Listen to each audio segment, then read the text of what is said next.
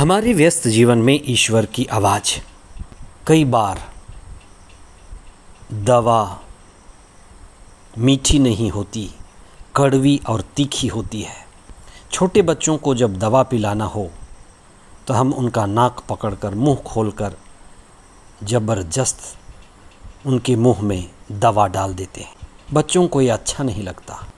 कई बार नबी, महात्मा, संत जन बीमार समाज के पास भेजे जाते हैं। टूटे बिखरे अधर्म समुदाय के पास आकर ईश्वर की वाणी सुनाते हैं। ईश्वर की ओर लौटने की वाणी, नवनिर्माण की वाणी। चाहे प्रभु ईसा की बात हो, महानतम नबी योहन, एरेमियस, ईसायस और एजेकियल की बात हो, हमेशा नबियों ने लोगों को ईश्वर की वाणी सुनाई।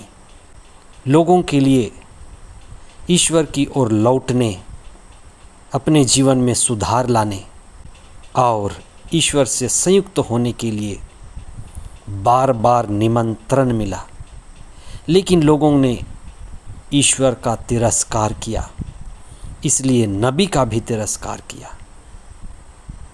ईश्वर का अनादर किया, इसलिए उन्होंने नबी का भी अनादर किया। 17वां सामान्य सप्ताह 2 अगस्त 2024 शुक्रवार। पहला पाठ नबी एरेमियस का ग्रंथ अध्याय 26 पद संख्याएं 1 से 9 तक।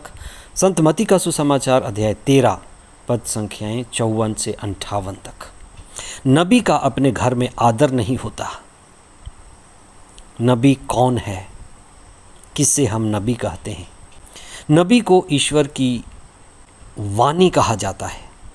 नबी को ईश्वर का मुख कहा जाता है, क्योंकि नबी ईश्वर की वाणी को लोगों के बीच लेकर आते हैं। नबी कभी अपनी वाणी नहीं बोलते। नबी लोगों के बीच और ईश्वर के बीच कड़ी का काम करते हैं, मध्यस्थ का काम करते हैं।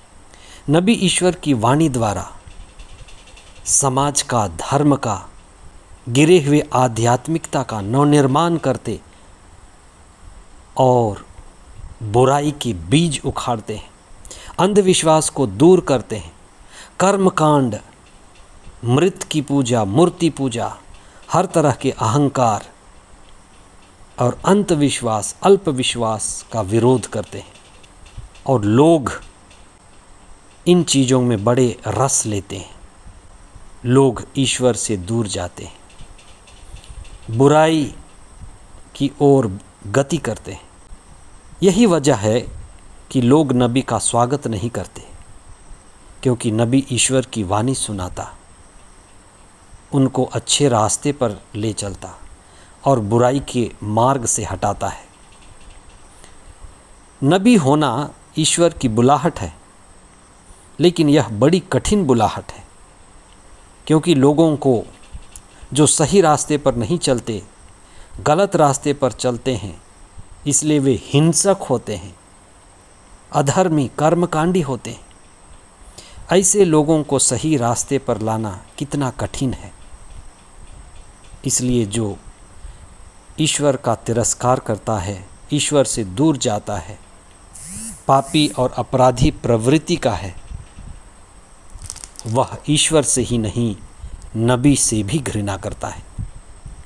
कहा जाता है एक वैद्य से, मतलब डॉक्टर से और गुरु के साथ मित्रता असंभव है, क्योंकि गुरु हमेशा सत्य बोलेगा, सत्य के पास ले जाएगा और असत्य का विरोध करेगा। इसलिए गुरु के पास रहना और असत्य का साथ असंभव है। उसी तरह से वैद्य के पास रहेंगे तो वैद्य हमें, डॉक्टर हमें स्वास्थ्य करता है, और स्वास्थ्य होने के लिए वह कड़वी घूंट पिलाता है। नबियों की वाणी कड़वी घूंट है। वो हमें बुराई से बचाती, हमें पापों से शुद्ध करती और ईश्वर से जोड़ती है। इसलिए जब भी आपको समय मिले, नबियों की वाणी को सुने, नबियों की वाणी पढ़ें।